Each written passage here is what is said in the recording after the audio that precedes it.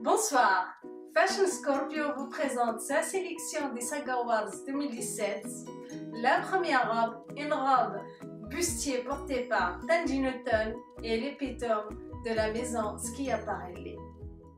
Tout y est, un fond étincelant de broderie poudrée, indiscutablement haute couture. L'esprit d'Elsa, qu'on retrouve dans le choix des motifs artistiques et symboles, la cavalcade de la vie, la roue de recommencement, les corbeaux et la mort. Ce n'est pas une robe, c'est une œuvre d'art. Enfin, l'épaulette Schiaparelli, mais asymétrique. Et la coiffure d'Elsa. Passons à la deuxième robe. Une robe à sequins chatoyante de Louis Vuitton portée par Michelle Williams. Malheureusement, cette robe n'est pas mise en valeur du tout. Michelle Williams se tient comme une momie qu'on sort de sarcophage alors que c'est une robe triomphante de reine d'Égypte. Sofia Vergara porte notre troisième sélection de Zouhir Mourad, robe haute couture mais d'une banalité affligeante, robe conventionnelle. À la Chanel historique, celle d'avant le Grand Carl.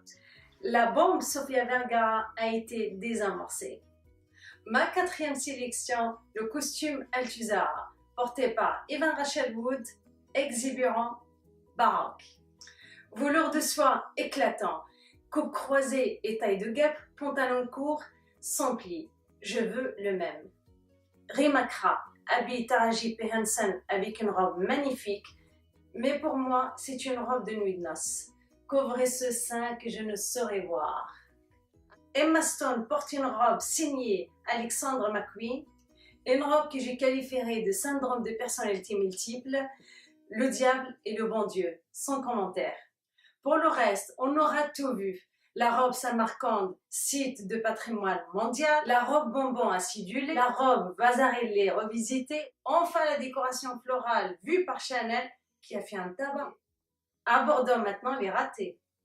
La robe carapace de scarabée sur cornu, une robe plume de pan, un pan qu'il fut la roue. Pour finir, les classiques. À la semaine prochaine.